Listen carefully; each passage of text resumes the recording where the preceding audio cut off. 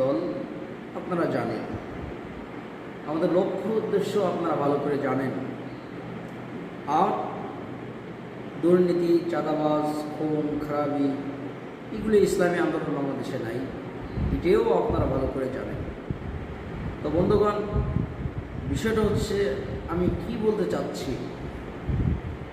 বর্তমান বাংলাদেশের যে পরিস্থিতি, প্রধান উপদেষ্টা ডক্টর মোহাম্মদ ইউনূস স্যার উনি বলেছেন আগামী ফেব্রুয়ারিতে নির্বাচন দেবেন। আমরা আপনাকে সাধুবাদ জানাই।